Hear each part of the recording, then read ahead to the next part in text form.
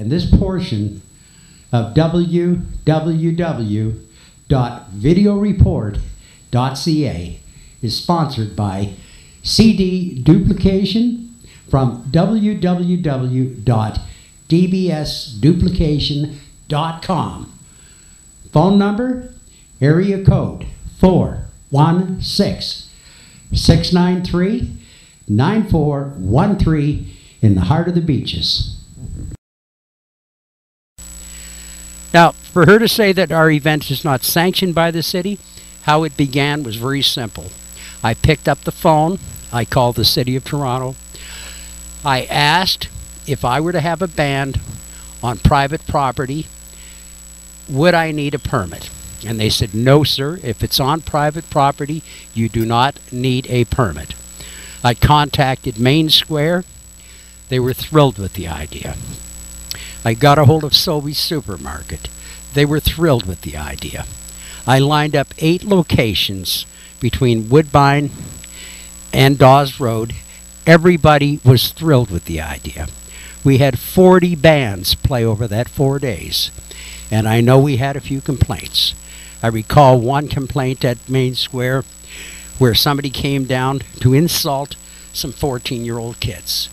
The lady who's the resident association president there, who represents 3,500 residents, is 1,000% behind us.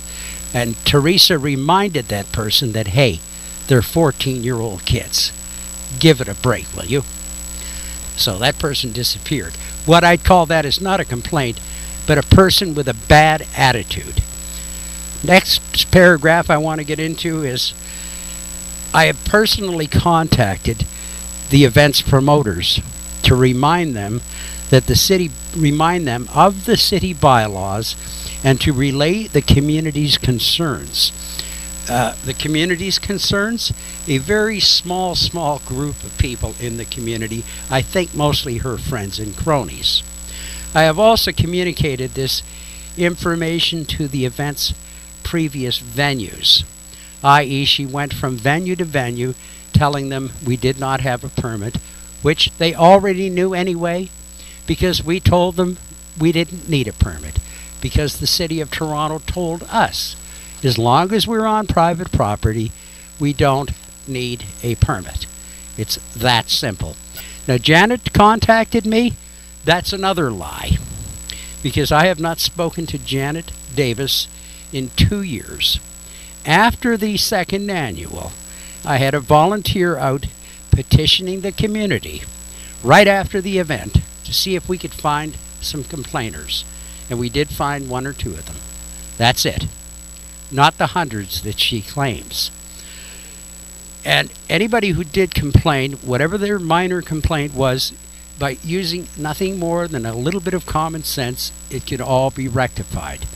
But if you want to hear the conversation that Janet Davis had with me regarding bringing this to my attention, she states here as though she might have brought it to my attention recently. Not so. I haven't heard from her in 2 years. But you can hear the conversation at www.videoreport.ca, the absolute truth, word by word, because it's all taped. When I speak to government officials on my telephone, I always tape the call because I find there's a great lack of integrity there. Or you might say I've experienced nothing but a lack of integrity coming from that area. And I have to say I was appalled. Yeah? Absolutely appalled. And the unfortunate part is that people seem to think that somehow this was a city-sponsored or city-approved event.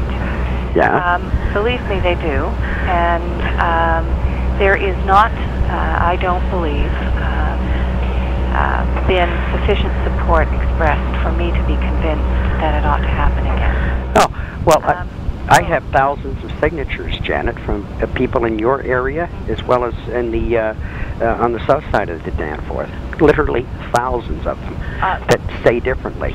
Thousands of signatures? That's right. For what? Petitions for the petitions. Yeah, that the event is welcome and appropriate for the neighborhood.